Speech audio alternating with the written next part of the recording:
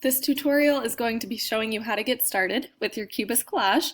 So here's an example of a completed or partially completed Cubist collage where you're able to see basically the passing of time. You're able to see different angles of an object. Here's another example of a nice portrait using this Cubist collage style. And again, you're able to see movement from each of these different images, and you're able to see lots of details, so there's not just one set of eyes. Again, there's a couple different eyes, and the placement really works nicely. So getting started to create your Cubist collage, you're going to open a new document. So I'm going to go to File and then New. And when this screen comes up here, I'm going to go to Custom. And on the far right, I'm going to first of all title my image, so I'm going to call it Collage. And then I'm going to leave the height or the width at 8.5. I'm going to change the height to 9 because I want mine to be more of a square, but feel free to adjust yours maybe 8.5 by 11, which is regular paper size. But that's up to you deciding the dimensions. I would just make sure it's not too small, otherwise it will be pixelated. So try and keep it around 8.5. Resolution, I'm going to leave set to 300, and then I'm going to hit Create. Now starting out, I'm going to add a black background because this color tends to look the best with photos, but depending on your image you might want to change it to a different color, but I would start out with just a black background. So I'm going to use this paint bucket on the left side and fill my background, and then I'm going to start and begin placing my images. So I'm going to go to File and then Place Linked. And you want to find where you have all of your images saved for your collage. Now that I found my photos, I'm going to kind of search through them till I find an image that shows most of what I'm going to be collaging together. So here's an image, nice front view, so I can kind of see the size that I want to create everything. So it's placed. Now I'm going to hit check. And the next step is to decide how much of this picture you want to keep and how much you want to crop. So for this specific picture, I might want to keep just the eyes in my image. So I'm going to use my rectangular selection tool, and I'm going to select just that one section that I want to keep. One thing I would stay away from is selecting too small of a section, so being really up close with just the eye and then really up close with just the nose, because that usually doesn't tend to go together very well. So what I would try to do is select part of the background along with part of your image. And that works well where you're able to see part of the background along with part of the picture. So now that I have what I want selected, I'm going to come down to the bottom right hand corner and add a mask.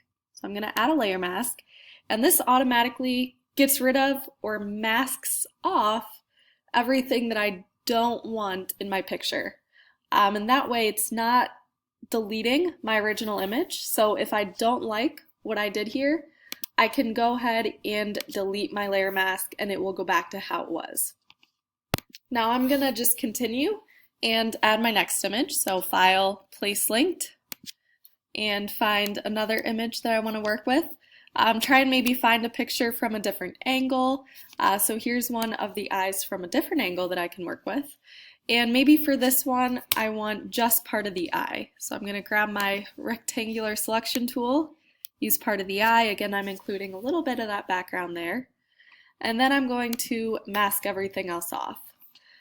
And now I'm going to decide the placement that I want for this.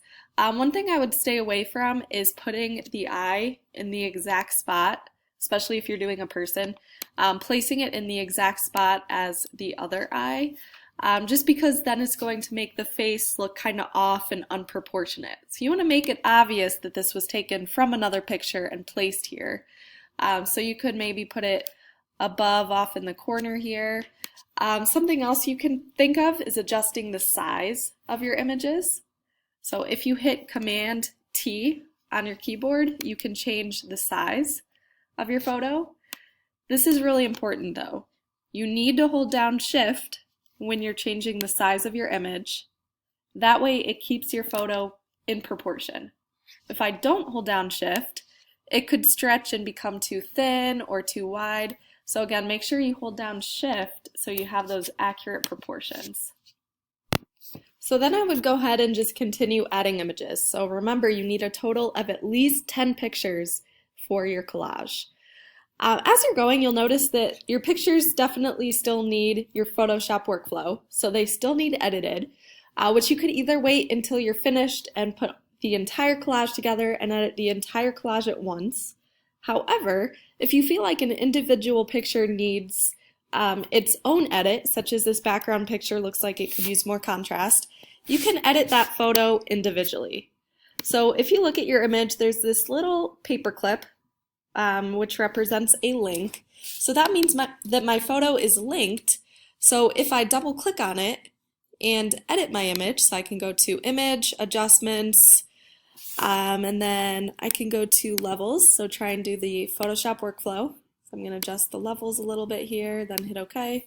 If I go up to File and then hit Save, it will save my photo, and when I open my collage back up, you'll notice that my image keeps that same edit.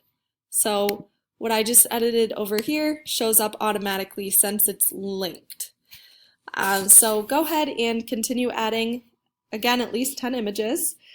Just a couple other things I want to mention. Here's a nicely put together collage. You'll notice that with these pictures, they're placed nicely so you have some of the sky kind of repeated. So you have the sky up here and then a little bit of the sky down here. So you have that space where the viewer's eye is able to jump from one piece to the next.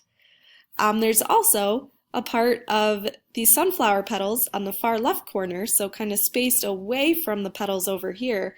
And again, that's creating that jump. So you go from the sunflower to the petals over here. Then you also have that repetition of the smaller flowers in the background, and that helps to create that jump and movement as well. Something that tends to look nice is having some of the images come off the edge of the page, so you have just a little bit of that black around the outside. So as you're putting things together, try and space it apart, overlap different areas, try turning things on the side to get different movement and spacing.